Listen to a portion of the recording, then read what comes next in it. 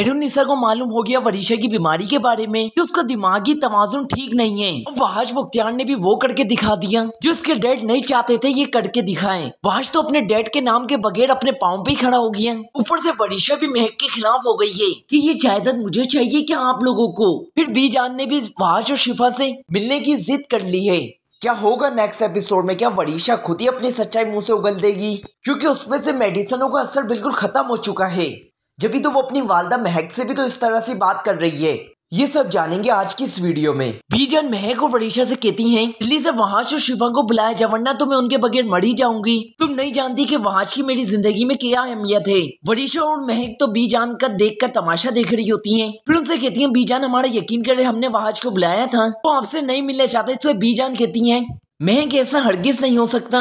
मैं वहाज को अच्छी तरीके से जानती हूँ। मेरे से मिलने से कभी भी इनकार नहीं कर सकता क्योंकि वो मेरे बगैर एक मिनट भी नहीं रह सकता। तुम जल्दी से जाओ मेहरुन्निसा से कहो वहाज को फोन करें उसको इस घर में बुलाएं। दूसरी तरफ आप देखेंगे महक वरीशा से कहती है बीजान ने पता नहीं क्या जिद कर ली। अगर वहाज और शिफा अगर इस घर में आ गए तो सबसे पहले हमें निकालेंगे। उस पर वरीशा कहती है वहाज की वो अहमियत नहीं रही जो उसके घर में थी पहले। अब वो उससे वो हक छीन चुका जो इस घर में वो आए। रही बात वहाज की आने की, जिस तरह की वहाज की इस घर में अहमियत है उसी तरह की मेरी भी अहमियत है। और अब मुझे इस घर से कोई भी निकाल नहीं सकता, शायद वहाज खुद क्यों ना आ जाए।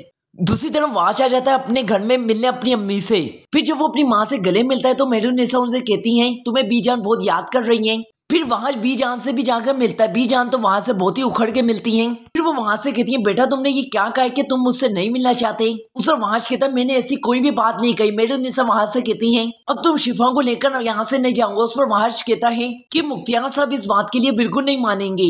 आप तो जानती है उन्होंने मेरे से तमाम ताल्लुक खत्म कर चुके हैं। दूसरी जगह वहाज जब अपने वालिद से ऑफिस में मिलना चाहता है कामयाब इंसान बनकर, वो उनको बताना चाहता है कि आपके बिना भी मैं कामयाब हो सकता हूँ। वो वहाँ पर मिठाई भी लेकर जाता है लेकिन उसके वालिद वहाँ से उसको बातें सुनाकर वहाँ से वापस भेज देते हैं। वो वहाँ से कहते हैं वहाज तुम यहाँ से चले जाओ, मैं तुम्हारी शक्ल भी नहीं देखना चाहता। चाहे तुम कितनी भी सक्सेस हासिल कर लो मैं तुम्हें एक पल के लिए भी अपनी आंखों के आगे बर्दाश्त नहीं कर सकता। फिर वहाज अपने वालिद का ये रवैया देखकर फिर वहाँ से चला जाता है। फिर जब घर वापस आता है तो मेहरुन्निसा से कहता है कि अब हम एक मिनट के लिए भी यहाँ पर नहीं रुकेंगे कि मॉम डैड ये नहीं चाहते कि डैड नहीं चाहते कि मैं इस घर में आऊँ। अगर आपको मेरे से मिलना आना हो तो आप मेरे घर पर आ सकती हैं लेकिन अब मैं आपके घर पर बिल्कुल भी नहीं आऊंगा। दूसरी तरफ वरीशा को जब इस बारे में मालूम पड़ता है वहाज इस घर में आया है तो वरीशा महक पर ही भड़क उठेंगी क्योंकि मुझे कोई दौलत वोलत नहीं चाहिए, बस मुझे अपने घर जाना है। महक तो वरीशा को बहुत ज्यादा समझाने की कोशिश करेंगी बेटा बात को समझो, तुम इस तरह ही अपनी तमाम दौलत को छोड़कर नहीं जा सकती। उस पर वरीशा कहेगी ये दौलत मुझे चाहिए कि आप लोगों को, आपने तो इस दौलत के खातिर मुझे जलील और ख्वार करके रख दिया है।